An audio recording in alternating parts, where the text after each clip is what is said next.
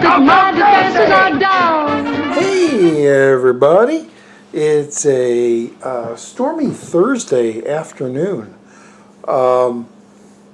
and what better on a Thursday, stormy, especially on a stormy night, to watch kind of an old classic. And this is a classic. I guess this is a classic movie. This is a movie I've never seen before. Hey everybody, welcome to Thursday Throwback Theater. A series of videos where I talk about movies from a long time ago that I am either revisiting or that I've never seen before. And this is one that I've never seen before. And I've realized that I've never seen any other movies by Rita Hayworth other than this one, which is quite shocking. I'm talking about Twilight Time's release of Miss Sadie Thompson in 3D.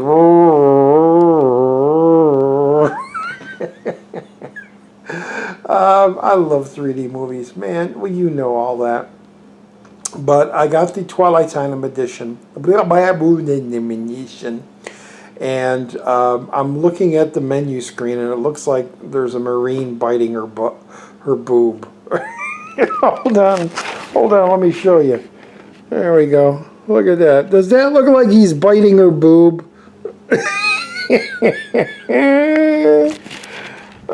Subliminal sexism at its best.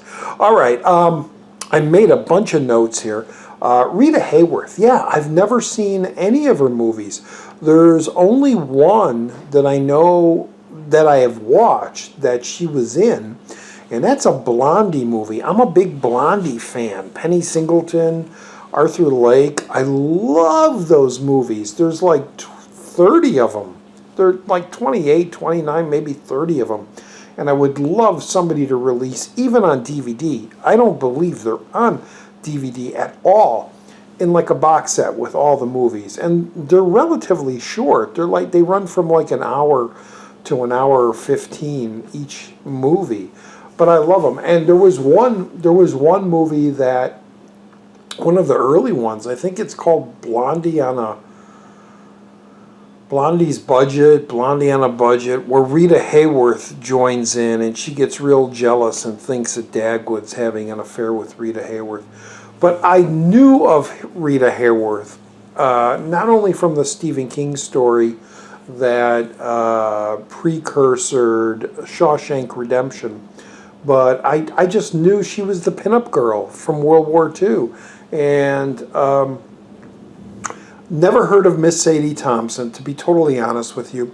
Twilight Time released a 3D version done by the fantastic 3D, I was going to say corporation. It's not a corporation, it's a group that has been releasing like Dragonfly Squadron and The Bubble and Man in the Dark, and I had to have picked it up.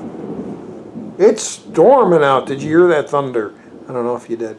But anyway, so this is the first time viewing of this film, and it's, in a nutshell, let me put it up front, I absolutely loved the frickin' thing. I really did. It is a slice of life out of the 50s, 1953, 54 maybe.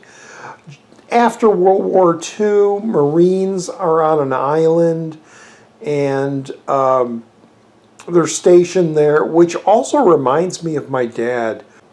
Watching this, it takes place in Hawaii, but I remember war stories. Not war stories so much, but stories of my dad being stationed in the Philippines. The Philippines. Philistines. The Philippines. And his little stories, and watching this from the first half hour, I was like, wow, is this kind of what it was like? Military men, Marines were just stationed there, and They dealt with the natives of the Philippines, not necessarily natives, but the children and the people and the grass huts and things like that, and little tiny areas where you can go to drink, and the military vehicles and all that. That just brought me back to those stories my dad used to tell me. But this takes place in Hawaii, and it's about a group of military men stationed in Hawaii shortly after World War II. And Sadie Thompson arrives on their island, and because of some circumstances I won't get into, she has to stay about a week. And the week is just hot and steamy and stormy and smoke-ridden, hazy smoke. This was back in the time where everybody smoked cigarettes, and it was so cool to see that slice of life. Rita Hayworth is amazing in this, I'd have to say, being that I've never seen her really, really before, knowing it's Rita Hayworth and the sex symbol. She is what did I write down? She's a breezy dame, as they say in the movie, but apparently she was a prostitute in the States, and something happened and she had to run away, and she's hiding out in Hawaii, and through some unusual circumstances, there's a missionary man. I'm in love with a missionary man. Eurythmics, man. Annie Lennox. Gosh, I miss those songs. She did a song called Missionary Man in the late 80s. One of the last Eurythmics songs. Played by Jose Ferrer, who is so good. And there's this conflict that happens throughout the movie, because he knows who she is and is trying to deport her back to the States so she can be arrested for something, which all leads up into this ending, which flips on its head and then flips again on its other head. And, I was freaked out at the end of this. I'm like, what? Really? Which is so cool. It's so cool. Rita Hayworth, like I said, is sexy as frack. I was going to say the other word. Yeah, for its time, I can definitely understand. The gods are not happy. I can definitely understand her military people putting up posters of her. She's fantastic legs and shoes and feet and shut up, Roger. And she's got a pretty decent voice. This is kind of a musical. She does a group of songs. The heat is on, blah, blah. The heat is on, da, da, da, da, da, da, da. Great song. And then she does another one, which was, I'm looking here on my notes.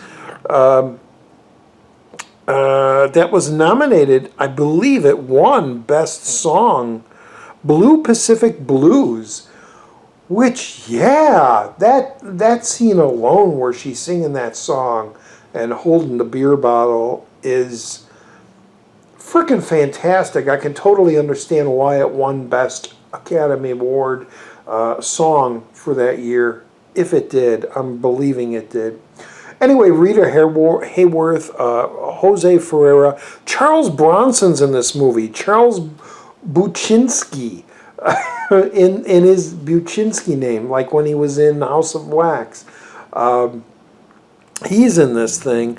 There's a group there's the main military guy, the sergeant, who's in love with Rita Hayworth, and I believe it's Aldo Ray, if I'm not mistaken. And then there's this other group of guys, these character actors, and she's in this bar hotel place drinking pineapple juice and beers and mixed well, not mixed drinks, just straight out of the bottle. And it, like I said, it's hot, it's steamy, it's always raining, it's always hazy, smoky. She's playing these songs on her album and pissing off the missionary guy, Jose Ferrer, upstairs.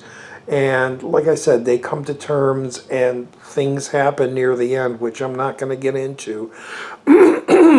But her character is just so bawdy and out there, and it's those. The thing about I love these movies from like the 50s, is the dialogue and the script is snappy. It's like the old the original Thing movie with James Arness. Everybody's talking over one another, and there's lines and there's talking, and it seems so realistic. And here, although not realistic so much, but just it's different than today. It's so much different today. And there's dialogue pieces and little quips and jokes and things going back and forth. I was never bored by this. People might be bored by this because it is a period piece, but I was just like I said, it reminded me of my dad in the Philippines.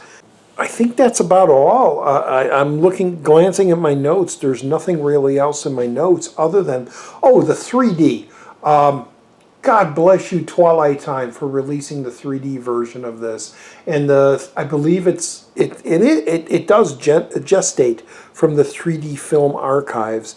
And I'll put a link down in the message area to that and the 3D forums on Blu-ray.com. Whenever I talk about 3D, I want to put a link there so you guys can go watch and see what's coming out and what's being released. Another reason I was so drawn to this movie is to see those classic films from the 50s remastered the way they were originally projected. Maybe not originally, but modernized to our televisions that are 3D. And to see what the filmmakers wanted to see. This was one of those movies that was shot in 3D. And my God, the heat is on scene. And there's so many scenes in this and shots in this film where the 3D is so beautiful. It's so immersive. There's a couple pop-outs, but not much. It's just immersive, and it gets you so much into the story, and you forget about it after a while because you're with these people and dealing with the situations in their life. And I want to thank them for remastering and releasing this film in 3D. Twilight Time. I believe it's limited to only like 3,000 copies. So if you are a 3D fan and want this, get out there and get it. I understand it's like one of the best sellers of their releases. So Miss Sadie Thompson with Rita Hayworth, Jose Ferreira, Aldo Ray, Charles Bronson, Charles Buczynski, and definitely pick it up. Buy it. It's worth it. It's totally worth it, and it's a beauty to watch and behold. And frack, man, I loved watching the story. I loved it. I thought it was fantastic. A+ all the way. Anyway, it's all Roger D for Thursday Throwback Theater, talking about Miss Sadie Thompson in 3D. Please check out my other videos, and we'll see you in the next one. Bye-bye.